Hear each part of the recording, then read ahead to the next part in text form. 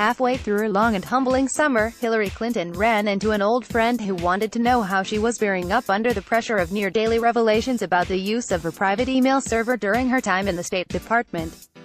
Clinton was unmistakably unhappy. Story continued below. "I am having two problems," she bluntly told a supporter at a social event.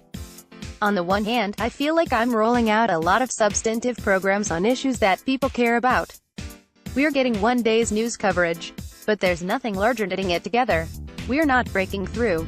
And my team needs to get their act together on the email response." Clinton's frustration with her own campaign staff was striking. So was her refusal for much of the year to characterize the escalating email controversy as anything other than a failure of communications, messaging, or the vast right-wing and media conspiracy. Both complaints were consistent with what other campaign advisors told us in dozens of interviews for this story, except some of them laid equal blame on the candidate herself. Indeed, from the minute news of Clinton's secret personal email server broke this past March, she had reacted by lashing out at her enemies, and repeatedly demanding of her inner circle, "How do we get past this?" Neither the campaign nor the candidate have definitively answered that question, and the months of indecision, uncertainty and mounting legal threat have left Clinton, for the second time in her two presidential campaigns, a deeply vulnerable frontrunner. From the start, the email controversy, and her campaign's handling of it, has been an exercise in exasperation, according to people involved in the effort.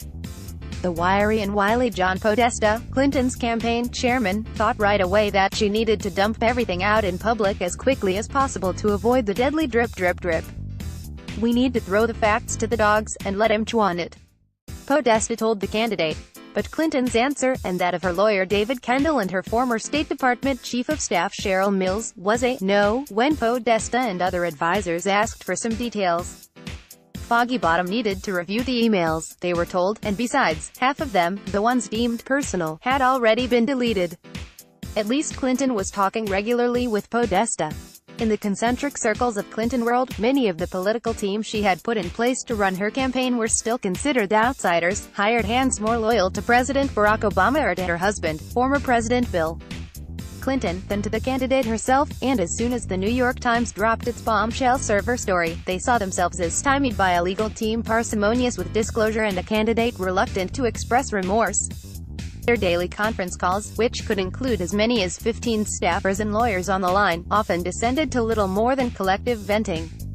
"Why does the other side always know more than we do?" an aide pointedly asked Kendall during one call early in the unfolding email drama. But little more was forthcoming, according to a longtime Clinton advisor who recounted the incident. "It sounds crazy, but I think she simply wasn't equipped to deal with all this," says one longtime ally.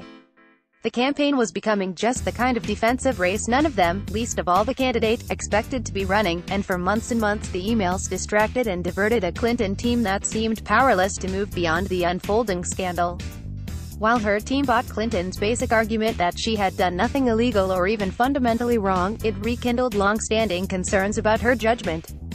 It was hard to avoid the view that she had walked right into a trap at a time when the GOP seemed to be imploding in a Trump-shaped mushroom cloud.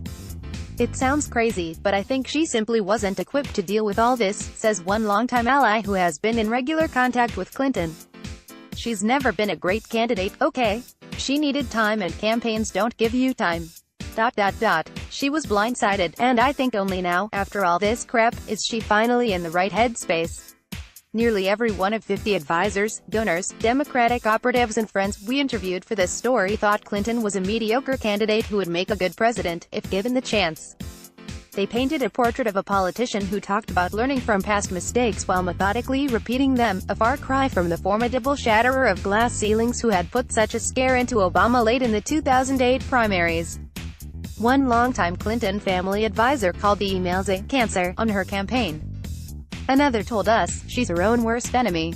And many described moments of anxiety as Clinton, backed up by the protective firewall of her legal team, refused to take full personal responsibility even to her own aides. "I have done nothing wrong," she repeatedly told them. Facing pressure from within and without, Clinton by early fall had started a long-overdue contrition tour, apologizing publicly and privately as her beleaguered staff had urged her to do for months. Moreover, she had moved beyond some of the crippling caution that hampered her initial response, and her campaign finally seemed liberated to start whacking away at Republicans with some of the glee missing from the race's early months. Obviously, we got battered.